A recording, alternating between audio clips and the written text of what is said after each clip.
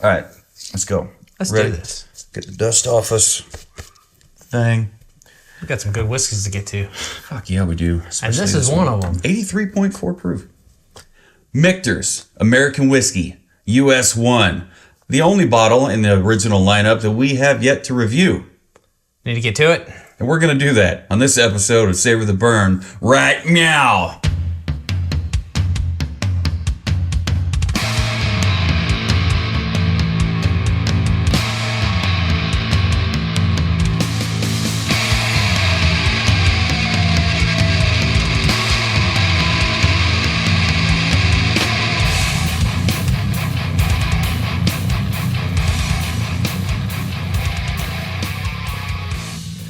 Hello, everyone, and welcome to this episode of the Savor the Burn podcast. We've been looking forward to finishing off, rounding out our list of original base level style the four core offerings. Yeah, the four core offerings that Michter's has to offer. We've done the sour mash, the bourbon, the rye, and now we have to get into this here. And we've had it, whiskey. And we've had it before. We just have not had a chance to actually get a full pour and review it. You've had it at the distillery once or twice. We had it up at Red X when Raven came out, and that's where we got that bottle of rye. You got the bottle of rye. Let the truth be told here. He got the bottle of rye. He was the lucky number 2 guy to get picked. How cool was that? Yeah, W dose. Bitches. Anyway, so we're going to get into this bottle here, and coming into it tonight, off camera, before we started recording, I ended up having a lot more questions about this bottle than I thought I was going to have questions. I mean, and there are questions about it. It is a non-conventional offering. Yeah, if that makes sense. I mean, what does American whiskey even mean? Unblended American whiskey. Unblended. So it's unblended. So we're gonna get into that a little bit. I think we're gonna touch on mash bill. Is there one? Isn't there one? I don't know. But before we get into that, if you're watching on YouTube, thank you for following along. Be sure to hit subscribe and click that little bell notification to stay up to date on all things Savor the Burn. If you're listening on the audio-only versions of any podcast app of choice, we definitely thank you for coming along with us. And either way, make sure you share this episode if you're into Michter's, if you got a friend or buddy, a girlfriend, whatever, wife that's looking into the Michter's lineup and doesn't know what to expect with these bottles. We are whiskey enthusiasts, definitely not novices, definitely not experts. We're somewhere right there in the middle, the Goldilocks zone, right where I like to be. So thank you for following along, and definitely share this episode with and the other Michter's episodes, honestly, with your fellow whiskey enthusiasts. So without further ado, W2, how do you do? I'm doing pretty good. It's week off to kind of a weird start, but not bad. This has been one hell of a week so far. We're at whiskey 30 now, so whiskey 30. It's only gonna get better. How about yourself?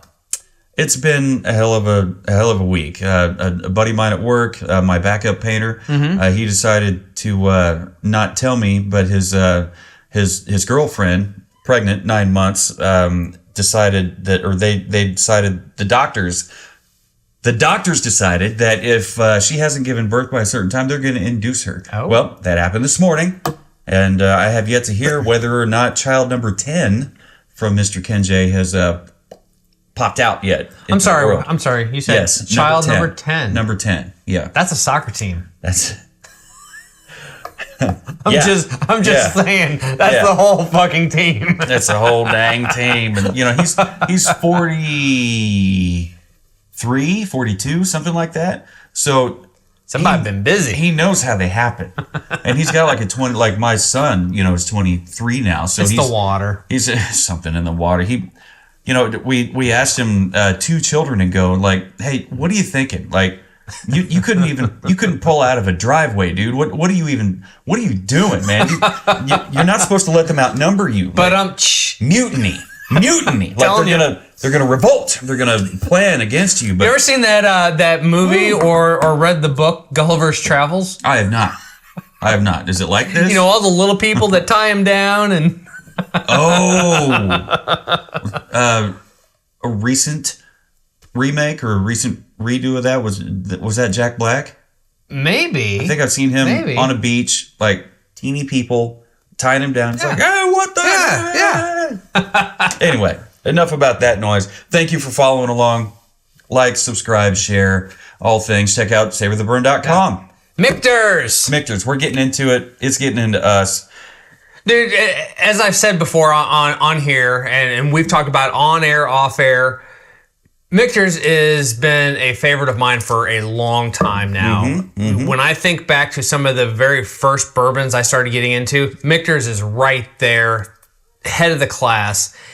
And that makes me extremely excited for that tag right there that you're holding on to. Yeah, the 2023 most admired whiskey in the world. That's a 2023 tag, but 2024 also holds true with that. They that is extended through, I believe, the 2024 year as well. For me, 2023 and 2024, it was kind of difficult to find these on any and every shelf. Dude, there was a time where they were just too damn expensive, like $60-$65. Now they've dropped down to like $40 to $45. There was a time where I could hunt. Not every liquor store had it, but I could hunt and I could find either the bourbon or the rye, or the sour mash. Never saw them all together. It was one or the other.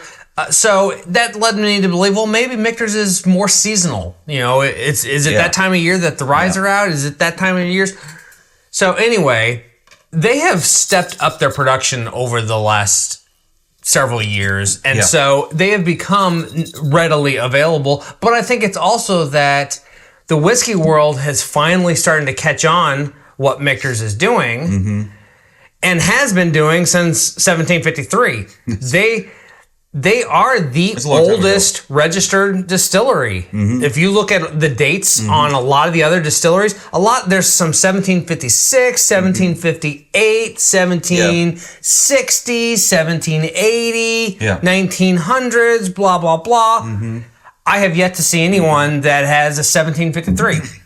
And I think they're even talks about them being one of the oldest distilleries because they started off in Pennsylvania as Shanks, then became Baumingers, and then as they moved to Louisville, they became Michters. And they took that US 1 designation with them. Yes.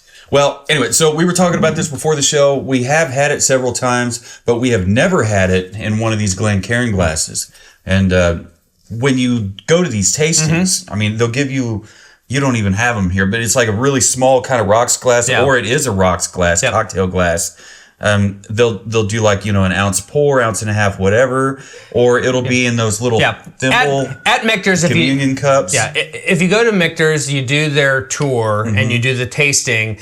They're not Glencairn glasses. They are smaller taster glasses, but they do have that hourglass shape. So they do concentrate a little bit, but they are a little bit more wide-mouthed than a Glencairn will. So they're not as concentrated pour as a Glencairn will be.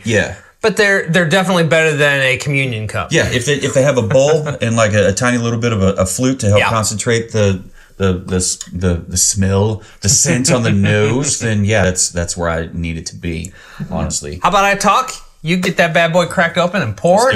Let's do it. And I'm getting thirsty. Girl, same. All right. Well, Michter's US 1 unblended small batch American whiskey. Unblended. Category for this one falls under American whiskey.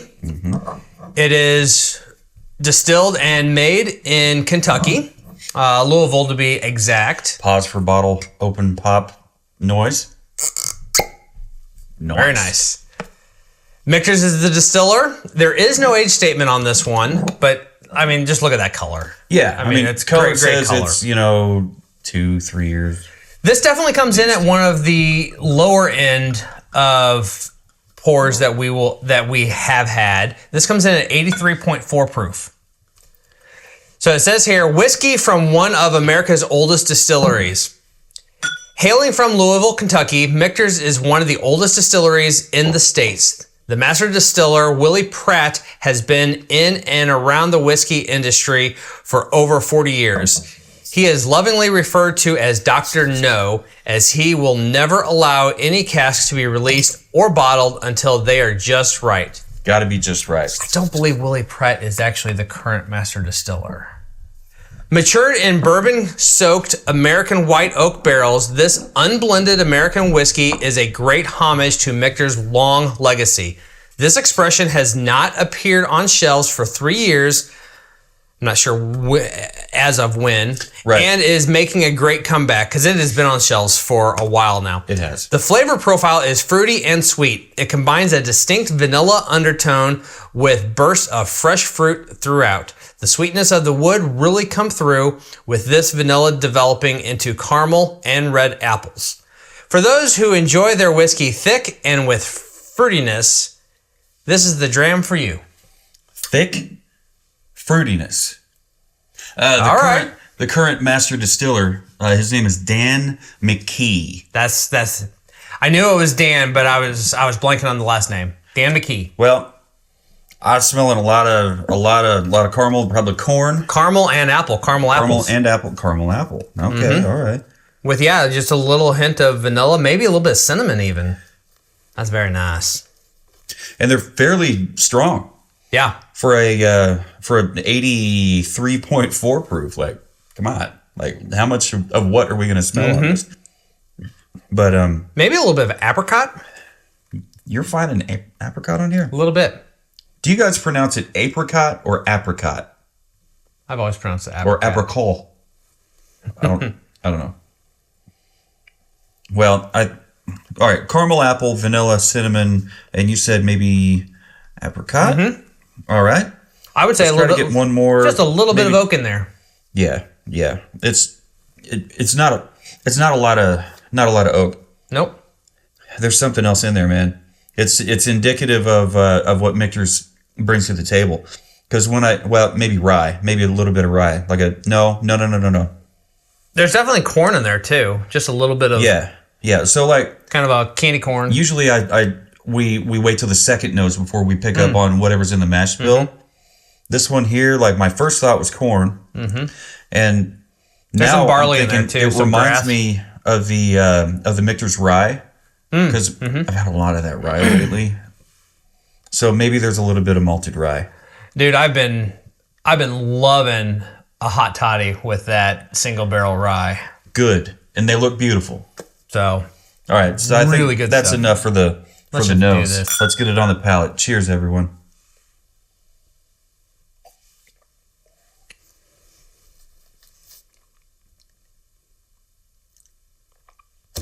That drink's so smooth. That is so good. Oh, did you see that?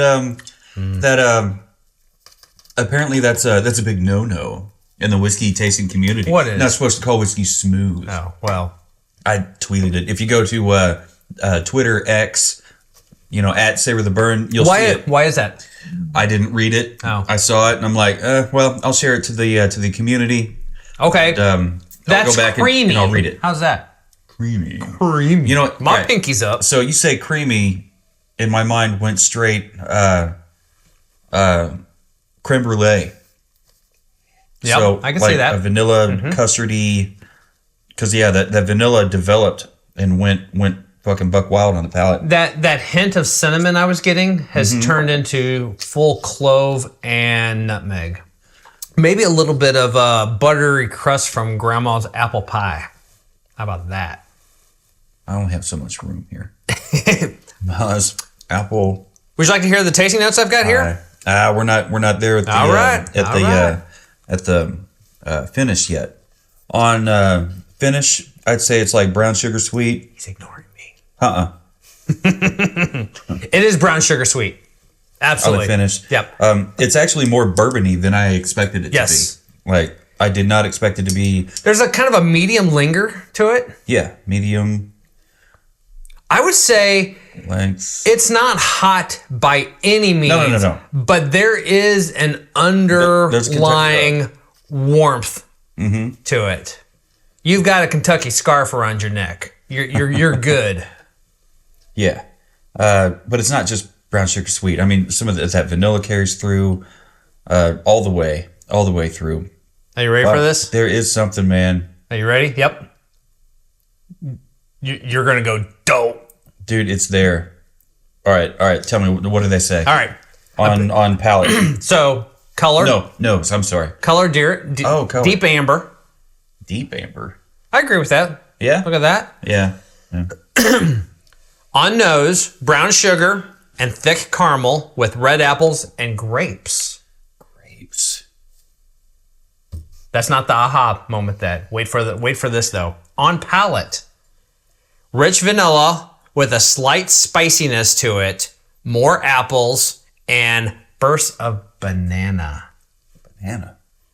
Dude, I'm totally getting banana on this. Banana. That's like an oily banana peel. I don't know what the fuck kind of bananas you're. Not quite a banana Foster's. Oily ass bananas. But banana. The finish lingers just enough vanilla and hints of sweet oak wood. Yeah, I would agree with everything they said. That's a fair assessment. I think that's quite nice. And I like it. He likes it. Michter's, you done did it again. Yeah, so you said that they didn't have this out on the market for an undetermined amount of time. Yeah, I don't know. And now it's back. I don't know at what point this was written and released. Yeah. But yes, it says it did not appear on the shelves for 3 years. And I do agree with that. I do remember, back to what I was saying, there was a time where I could go to liquor stores that I knew would have things that I wanted. Mm-hmm. I could count on them to have one of the Michter's product, but finding all of them never happened. And and this is 5, 6, 7 years ago. So it's definitely completely changed since then. Mm-hmm.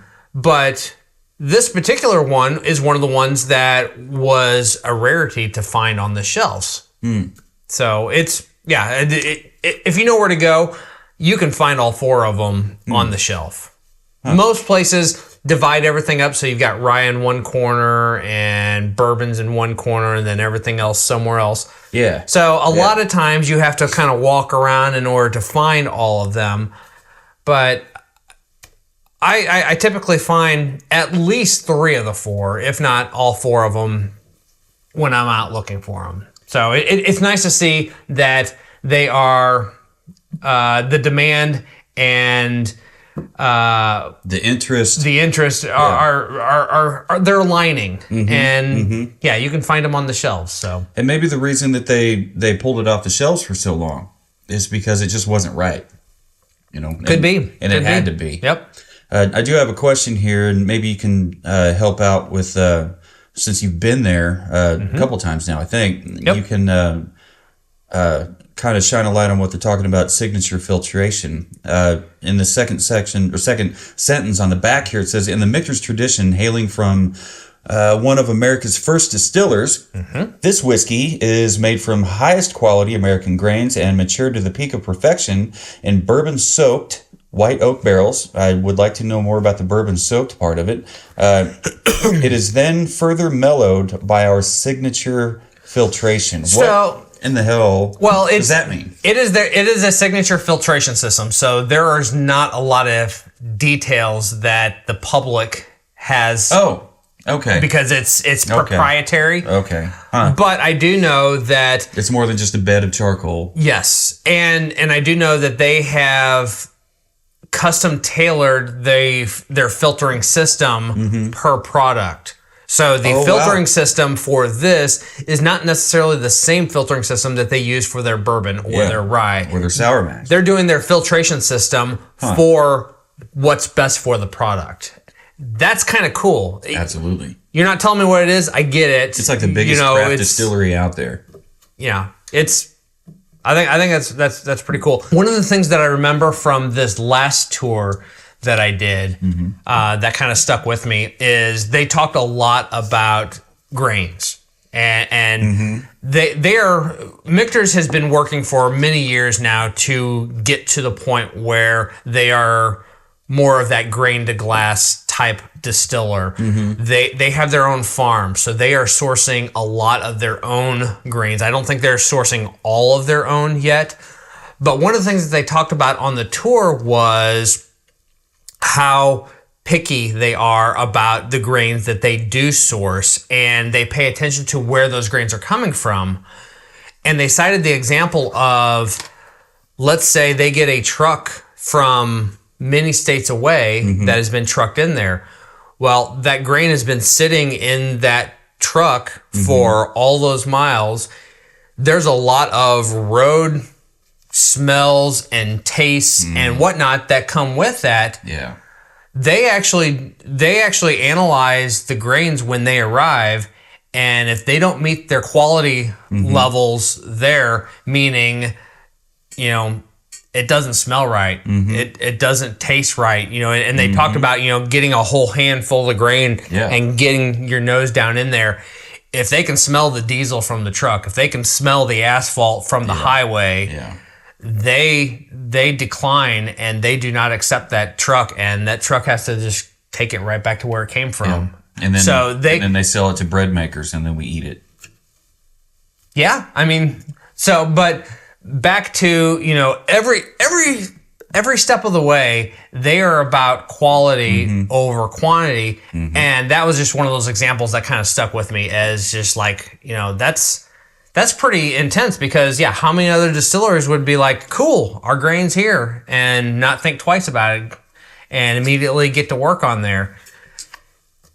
They're a lot more discerning to make sure that their grain. So with that said, they source all of their grain as local as possible.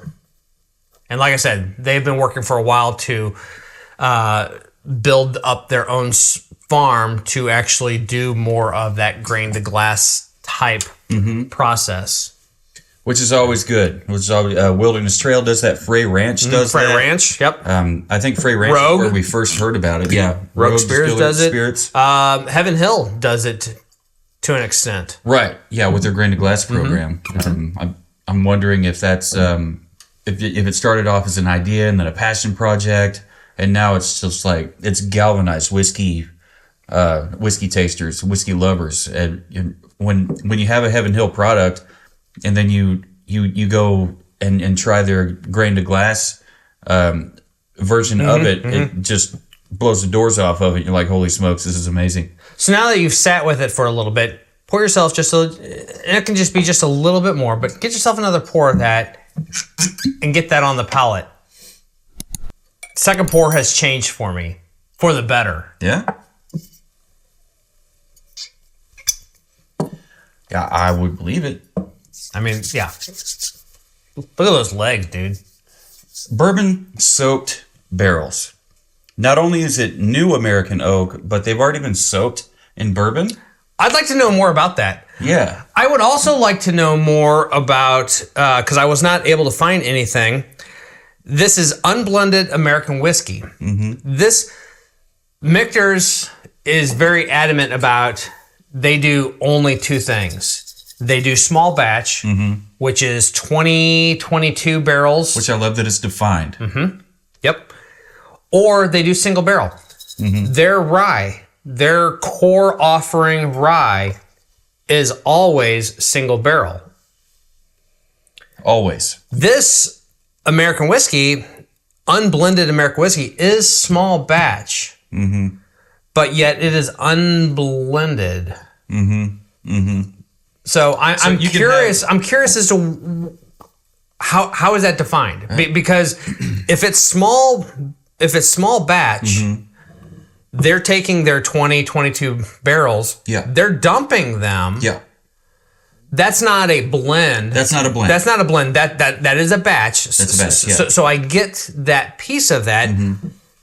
Maybe that just means that it's not a little bit of bourbon, a little bit of rye, a little bit, you know, it is specifically this small batch of barrels that is all the same content.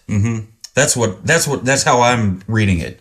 You know, otherwise it would be like if they had the same American whiskey, but they had some that was 10-year or 20-year or 15-year. Yeah. And then they just had this, 2 or 3 year, batch. They're not blending those different years to get a specific flavor out of it, which happens. I'm glad you said you actually threw year in there because I wonder too if season plays into that. You know, when you're talking about bottled in bond, you're talking about not just 4-year minimum age statement. You're not just talking about federally regulated process and rick houses and whatnot. You're talking about all the grains. Yeah, cradle to grave, the whole thing. Everything is from a single season. So all the grains that go into a bottled in bond have to be from the same season. I wonder if when you are talking about blending, if that also doesn't play into that in some capacity. Yeah. I don't know. Yeah. Things to find out. Yeah. We're going to get back to Michter's. If you're a farmer or a gardener, you know, like I am, you could have carrots. If you grow carrots, right? When they're ready to pull in the spring, you can pull them and you can eat them. They're yummy, right? But then in the summertime, when it gets really hot outside, they're not going to be as yummy. They won't be as sweet. Okay. They get hit by a first frost or so in the wintertime, and you pull them. They are super sweet. Same thing with all of your root crop vegetables and leafy vegetables are especially this way. When you got to pick them in the morning when they're still cold, or after a quick like flash frost, like kale will be super sweet. That also holds true with grapes. With grapes, you know, the ice wine. Ice wine, yeah. Jennifer after used to love the first frost. They pull those grapes for that specific reason. There's an extra little bit of sweetness that comes from them after they've hit that first frost. And it's all because of what plants naturally do. It's how they store their food. And, look at me go like I'm talking, like I know what I'm talking about. No, you do know what you're talking about. You do know what you're talking about. Like when I came into this podcast, I was more novice. Like White Label Jim Beam is, you know, you get it. It is my thing. I mean, it had the caramel, it had the apple, it had the oak, and and some citrus in there. Like, okay, great, cool. You know, not gonna get better than this. And then we try the Black Label, and it's 3 times better. I'm like, okay, all right. Maybe there's something to this. So I'm gonna jump in here. I had you get a little bit more more of a novice. Yeah. Not novice, but I don't know, intermediate, whatever. Knucklehead. Yeah. Shouldn't go with that. I had you get yourself another pour. It is decidedly different. It opens up. It really. Yeah. There's a difference. It's taking on more. If you're familiar with this, fellow whiskey enthusiasts, if you're familiar with this, there is a bit of a difference between a neck pour and a bottle pour, a body pour. There just is. You can almost smell that second nose trying to come through. Whatever was dried on the side of the glass joined in the symphony of smell. All right, and so you said on the online notes that there was a mention of grape. It was on the nose. I find that artificial grape, like if I'm really hunting for it and I'm really trying to, I didn't get any grape. Trying to reverse engineer the nose on this, it'd be the artificial grape that you find like those like the little stamp pads that were purple ink, you know, that were scented like grape, or like scented markers. That had that kind of grape scent to it. How many times did you get home and discover you had a little marker dot on your nose because you were just like... I don't know how many times I couldn't tell you how many times, because I know I love those scented markers. Like, it really does smell like oranges. The brown smells like chocolate. Or, that doesn't smell anything like it's supposed to, but I like the smell of it. It smells like a hot penguin fiberglass play set. Those Magnum Sharpie markers.